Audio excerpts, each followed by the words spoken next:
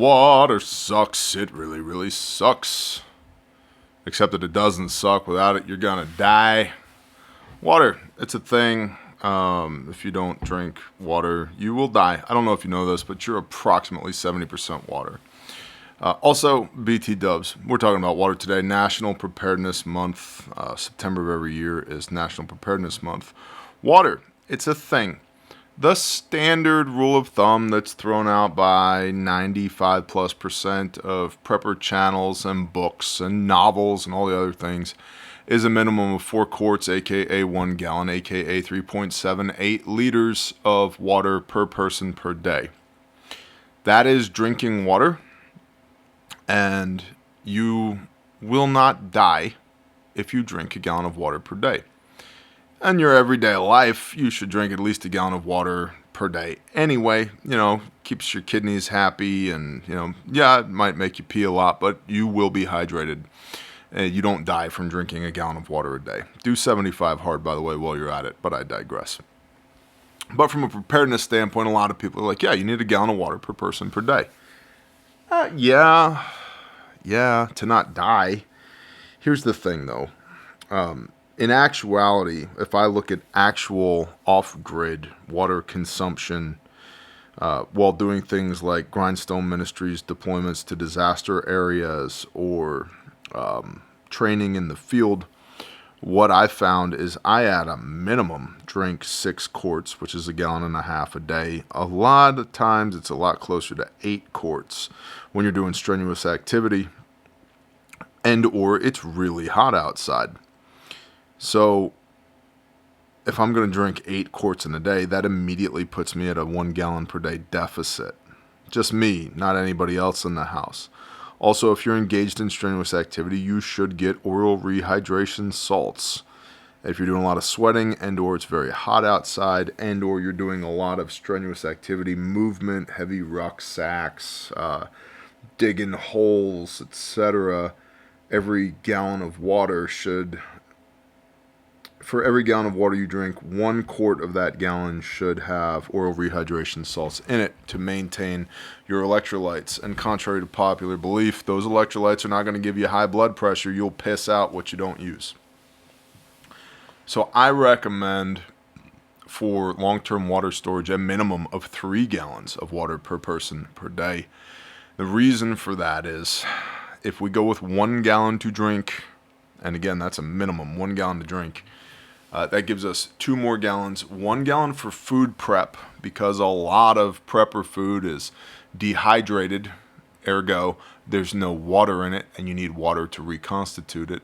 Or it's grain in buckets, ergo rice that requires water to cook it.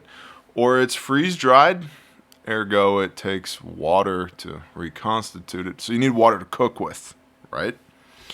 And then a water to clean your dirty butthole. Yep. Feces, fingers, and flies. The 3 F's of how we get sick. You need to wash your body. And you can get away for a certain length of time with taking the old dude wipe to the nether regions. Ask me how I know. It's a thing, and it'll work. Basically, there's a reason they say wash where the sun don't shine, because sunshine is actually a really good disinfectant. I don't need to get overly descriptive as to where the sun doesn't shine, but you should definitely be washing those body parts regularly. And that's going to consume some water. So I prep a minimum of 3 gallons of water per person per day. I think 5 is better per person per day if you can. So if you have 5 people in your house, 15 gallons of water per day, which sounds like a lot of water, but 15 gallons per person per day, average 30 days in a month, that's 450 gallons of water per month for drinking, cooking, cleaning. Look at your water bill. See how much water you use in a month. I bet for a lot of you, it's way more than 450 gallons of water per month for your household. If you're going to stock 5 gallons of water per person per day, that number jumps to 750 gallons of water per month. Water's heavy, 8.35 pounds per gallon, not including the vessel that's carrying it. So then if you throw it into Camelback, it's 9.5 pounds. Throw it into Quart and Nalgene bottles, it's 8.5 pounds, or 9 pounds now. So it gets heavy. It adds up quick. So to carry a couple gallons of water on your person, 18-ish pounds right there, it's a big deal. Without it, you die, which means that water resupply is critical. Whether this is rainwater catchment from your roof, downspouts and gutters and all of that, or it's creeks and ponds and streams and wells, artesian wells, that's awesome.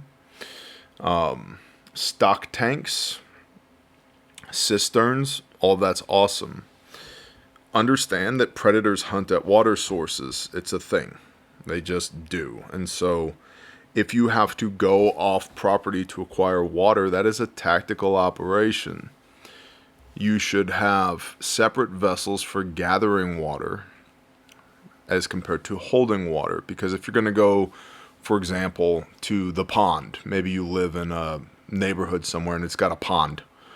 Okay, you're going to go to the pond and get water. Well, that water needs to be filtered, boiled, treated. It needs to be dealt with in some way. You can't just drink it right out of the pond, not in today's day and age. There's going to be all kinds of like duck shit and pesticides and probably petroleum distillates in there, and it's just not going to be good to drink. You'll get sick.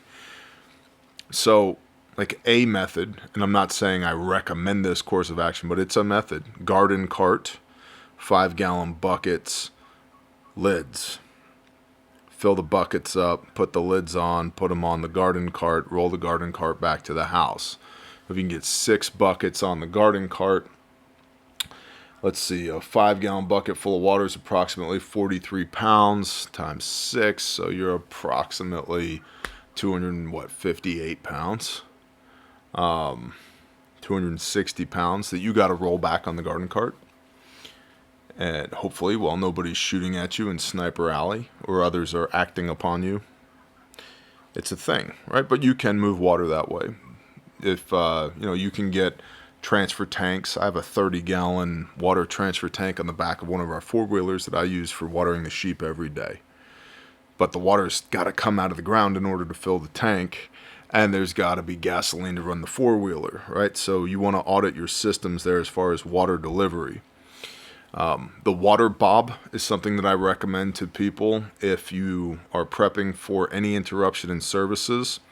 The water bob is a clear plastic bladder that you put in your bathtub, and at the first sign of trouble, it has a fill spout on it. You extend that over the water spout in the tub. You fill it up. It holds, I believe, 90 gallons. You take the fill spout back off, you gooseneck it, and you've got 90 gallons of water in a clear plastic bag so that it's not contaminated by the tub. You can drink that water. You'll also find water in your water heater in your home, 30 to 60, maybe even 80 gallons, depending on the size of your home and your water heater. Cool. But consistently stocking multiple months worth of water is bulky and heavy, right? So at 450 gallons a month, a year's worth of water is 9,000 gallons. That's 750 gallons per month. What is that? 7,500, 9,000, 10,500. It's a lot of water. A lot of water. A lot of weight. 80,000 pounds. It's a semi-load. It's a loaded semi's worth of water in weight for a year's worth of water at 5 gallons per person per day. You're probably not going to be able to stock that. But you can have systems in place to replenish that. So please don't go with the standard adage of a gallon of water per person per day. It might be enough to drink in a survival situation and not die, but it's not going to fuel your body adequately in strenuous situations. And it leaves no water left over for cooking and cleaning. Cooking is important because you need to eat food so you don't die. And cleaning, including your body, is important because disease accounts for 1/3 of casualties in warfare. Disease, historically speaking. The other, 1/3's the enemy, 1/3's disease, the other 1/3 is logistics. So that means that 2/3 historically is our responsibility. It's only 1/3 the enemy. So logistics and disease, we need to have everything in place that we can have so that we don't succumb because we didn't do our due diligence. And so I would submit that having water and availability to water is incredibly important. Minimum of 3 gallons per person per day. If you're moving on your kit, I carry 2 gallons of water on my kit as I'm moving because that's how much I will drink in a day. And that means I have to replenish every day, which means now what? Route planning, that I have a way to replenish water, which means what? Every day I'm engaged in the tactical operation of getting water. It's a thing. I hope this finds you well. Bless y'all. Shalom.